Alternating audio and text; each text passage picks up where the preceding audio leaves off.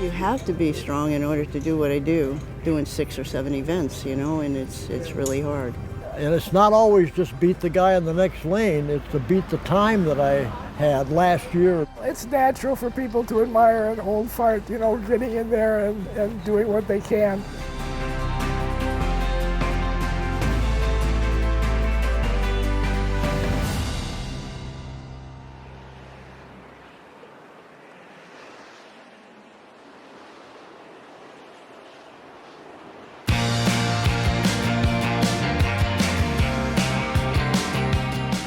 It was in downtown Milwaukee, and I learned to swim, and I took all the swimming merit badges from scouts. When I got cut off the teams for basketball and track, I just wandered over to the swimming pool.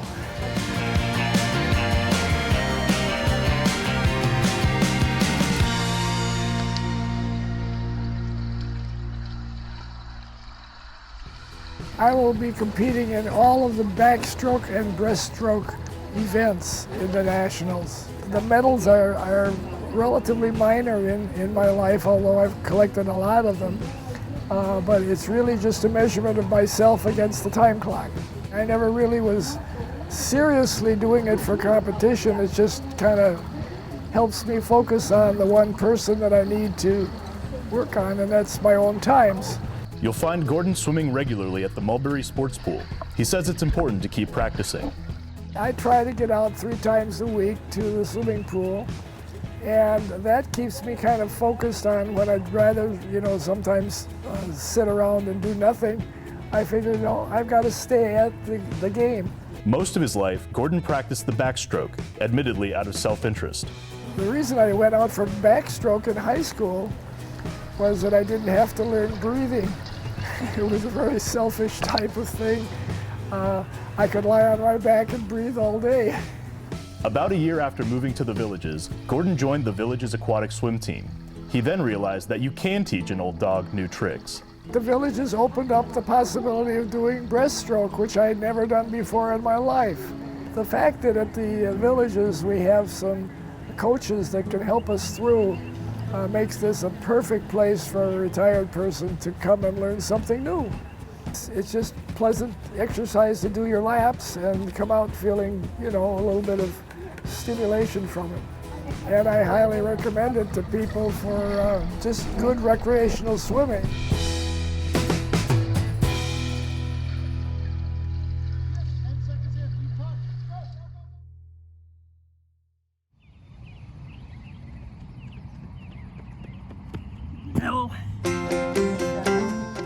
I started training when I was 12, I think. Baseball, volleyball, gymnastics, running. Yeah, it's nonstop. I've never stopped.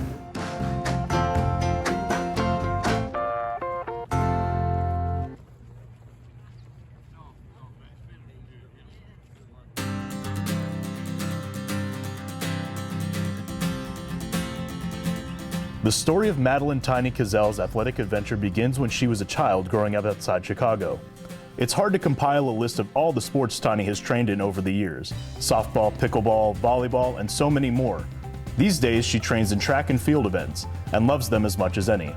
I love the javelin, always loved the javelin. One time I set the world record, but that's not so good anymore because my arm is sore, so it's hard. The discus now has been my favorite now. When it comes to competing nationally, Tiny says preparation is key.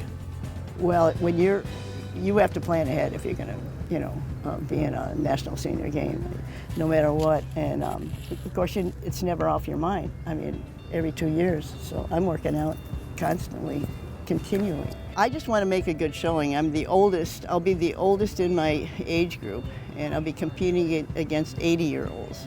It's going to be a real test. We'll see what happens. For more than 2 decades, Tiny has pushed herself, training 3 and 4 days a week in order to stay in shape.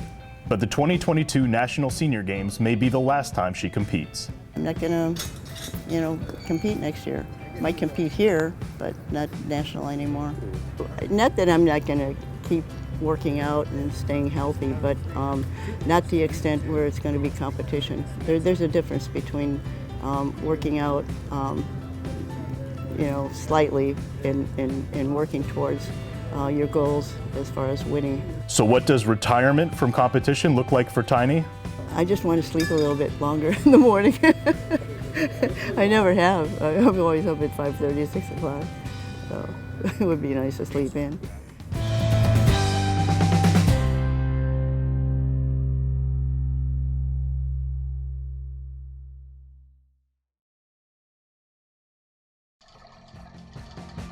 I have a rack at home of medals a mile long. Well, I've seen a steady decrease in my times. I tried to do it as good as I did last year, but that's not too easy.